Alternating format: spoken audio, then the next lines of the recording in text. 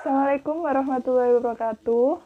Kami dari kelompok 1 akan menjelaskan mengenai perencanaan pajak melalui pemilihan badan usaha. Selanjutnya, di sini kami akan membahas mengenai bentuk usaha yang ada di Indonesia, kemudian bagaimana cara memilih bentuk usaha, pribadi maupun badan, dan bagaimana pengaruh pemilihan bentuk usaha untuk alternatif perpajakan. Yang pertama yaitu memahami bentuk usaha yang ada di Indonesia. Badan usaha merupakan kesatuan hukum dan sebuah usaha ekonomi yang memiliki tujuan untuk mencari laba atau keuntungan. Adapun bentuk-bentuk usaha, yang pertama yaitu perusahaan perseorangan. Dalam melaksanakan hak dan kewajiban perpajakannya, usaha perorangan itu harus menggunakan NPWP. Dan pengusaha wajib menjalankan pembukuan dalam kegiatan usahanya. Namun, dalam hal peredaran usaha, dalam 1 tahun, pajak tidak boleh melebihi dari 4,8 miliar. Pengusaha tidak boleh melakukan pembukuan, namun wajib membuat pencatatan. Dan selain boleh dikurangkan dengan biaya-biaya, dapat dikurangkan sesuai dengan ketentuan Undang-Undang PPH. Penguasa juga berhak mengurangi penghasilan netonya dengan PPKP yang dihitung berdasarkan keadaan atau status perkawinan WP dan jumlah tanggungannya. Dan dalam perhitungan pajaknya, berlaku tarif pajak progresif. Dan jika usaha yang dilakukan memenuhi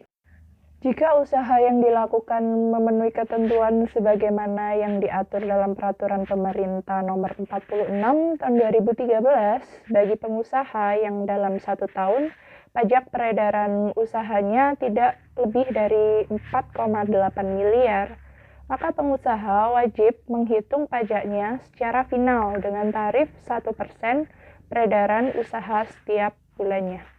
Yang kedua yaitu usaha persekutuan, firma, dan persekutuan komanditer atau CV. Firma dan CV ini didirikan oleh 2 orang atau lebih dan mempercayakan barang maupun jasanya kepada orang lain untuk dikelola di dalam perusahaan tersebut.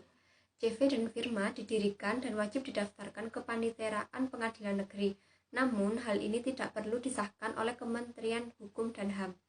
Di dalam CV terdapat 2 golongan, yaitu persero komanditer dan persero pengusaha.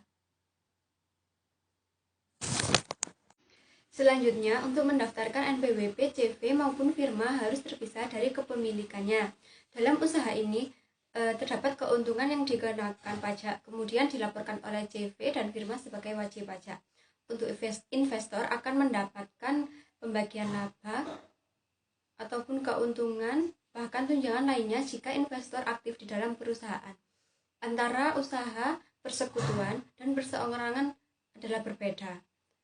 Jika usaha perseorangan yang dikenakan pajak adalah wajib pajak orang pribadi, sedangkan pada persekutuan yang dikenakan pajak adalah wajib pajak badan.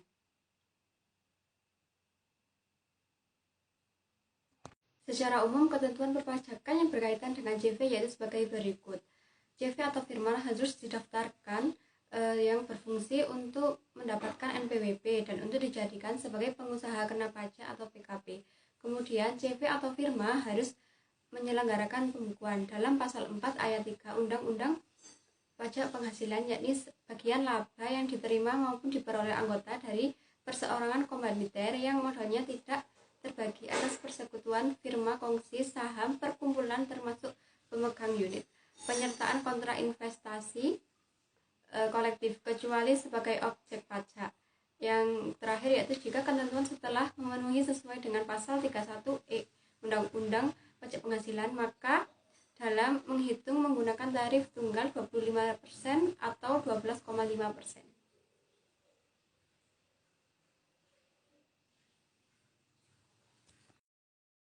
Yang ketiga, usaha perseroan terbatas atau PT. Perseroan terbatas merupakan bentuk yang banyak dipilih untuk bisnis-bisnis yang besar. Bentuk ini memberikan kesempatan kepada masyarakat luas untuk menyertakan modalnya kepada bisnis tersebut dengan cara membeli saham yang dikeluarkan oleh perusahaan tersebut. Berikut adalah ketentuan perpajakan terkait PT di antaranya. 1. PT merupakan subjek pajak dalam negeri berbentuk badan. 2. PT wajib menyelenggarakan pembukuan. 3. PT wajib mendaftarkan NPWP dan atau pengukuhan PKP atas nama PT. 4. Pengenaan pajak pada PT terjadi 2 kali, yaitu pada saat diakui sebagai laba usaha oleh PT dan pada saat laba usaha tersebut dibagikan kepada para pemegang saham dalam bentuk dividen dikenai PPh final sesuai pasal 4 ayat 3 UU PPh dan pasal 17 ayat 2C sebesar 10%. Yang kelima, gaji yang dibayarkan kepada para pemegang saham dan komisaris dapat dibayarkan oleh PT. Yang terakhir, perhitungan PPh terutang mengikuti tarif pasal 17 UU PPh atau pasal 31E UU PPh. Yang keempat, yayasan. Menurut Undang-Undang Pajak Penghasilan, yayasan adalah subjek pajak. Yayasan menjadi wajib pajak jika menerima atau memperoleh penghasilan yang merupakan objek pajak. Namun, meskipun tidak menerima atau memperoleh penghasilan yang merupakan objek pajak, yayasan tetap menjadi wajib pajak jika memenuhi kriteria sebagai pemotong pajak. Kewajiban perpajakan yayasan yaitu sesuai dengan UU PPh pasal 2 ayat 1 huruf B bahwa yayasan merupakan subjek pajak penghasilan yang merupakan dalam kategori badan. Adapun kewajiban perpajakan sebagai subjek pajak badan adalah sebagai berikut. Yang pertama yaitu PPh pasal 4 ayat 2, di mana penghasilan berupa bunga deposito dan tabungan lainnya, serta persewaan dan bangunan dapat dikenai pajak yang bersifat final. Yang kedua yaitu PPh pasal 21, di mana kewajiban pemotongan pajak atas penghasilan sehubungan dengan pekerjaan, jasa, atau kegiatan dengan nama dan bentuk apapun diterima atau wajib pajak orang pribadi. Yang ketiga, ada PPh pasal 23, di mana kewajiban pemotongan PPh oleh pihak wajib membayarkan penghasilan atas penghasilan dengan nama dan bentuk apapun yang dibayarkan, serta disediakan untuk dibayarkan atau telah jatuh tempo pembayarannya. Yang keempat, sebesar 15% dari jumlah bruto pada dividen dengan nama dan bentuk apapun, termasuk dividen dari perusahaan asuransi kepada pemegang polis dan pembagian hasil usaha koperasi. Bunga termasuk premium, diskonto, dan imbalan karena jaminan pengembalian utang, royalti, dan hadiah, penghargaan, bonus dan sejenisnya selain yang dipotong oleh PPh pasal 21.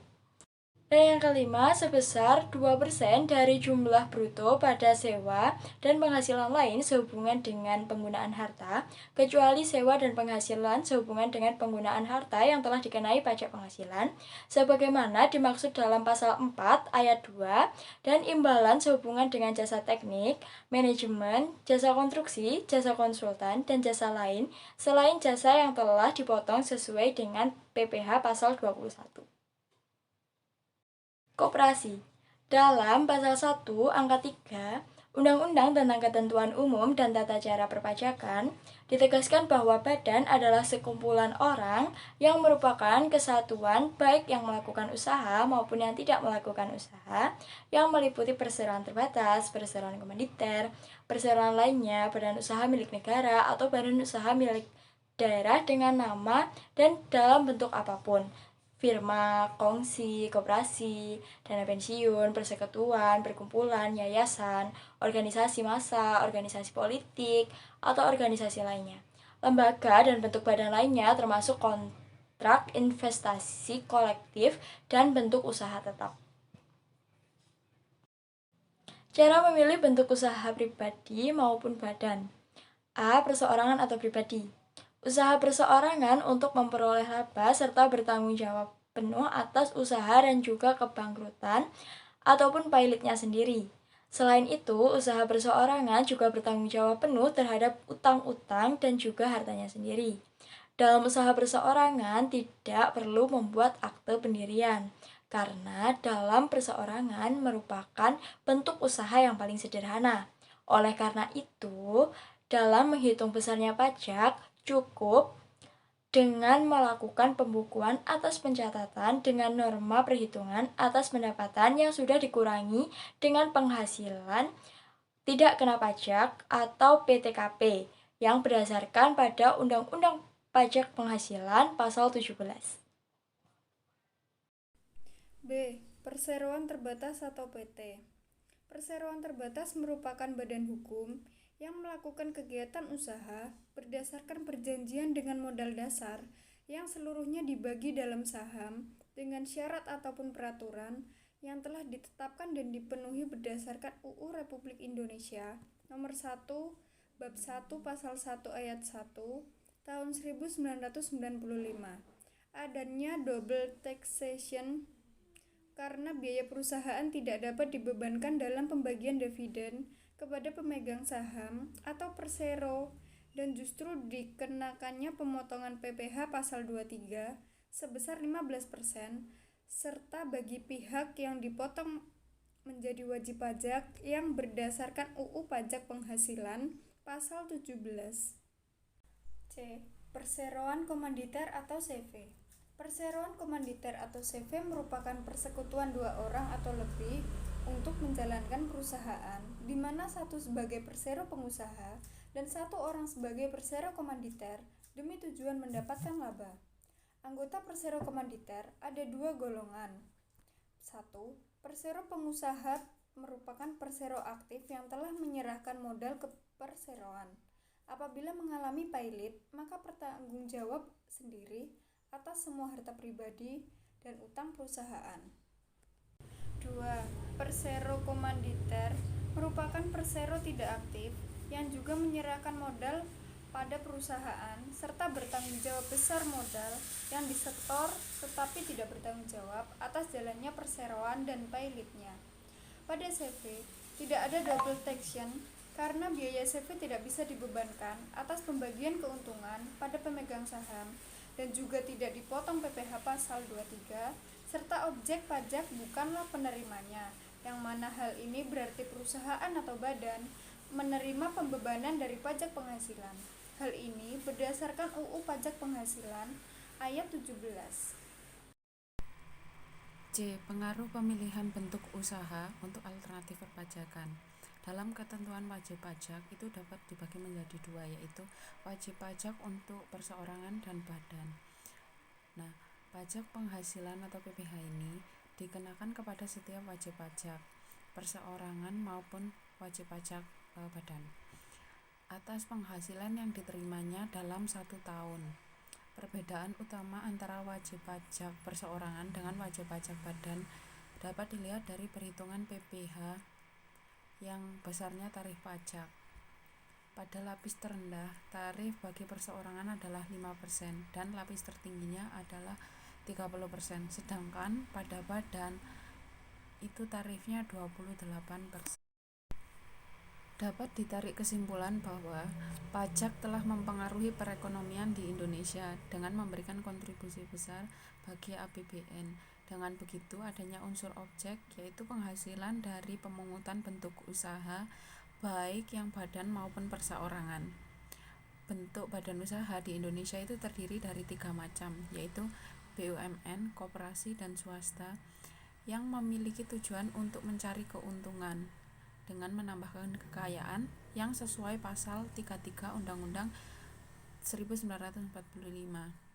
Bentuk badan usaha ini terdiri dari usaha perseorangan, CV, firma, PT, dan yayasan dengan bentuk perlakuan yang berbeda. Jadi, dalam hal tersebut, untuk menghindari ataupun meringankan beban pajak yang dihitung dari besar kecilnya omset pendapatan, maka wajib pajak harus melakukan perencanaan pajak. Mengapa demikian? Agar tetap bisa memenuhi kewajiban dengan mudah tanpa melakukan pelanggaran dari undang-undang perpajakan. Terima kasih telah menonton presentasi kami hingga habis. Mohon maaf apabila ada salah kata. Wassalamualaikum warahmatullahi wabarakatuh.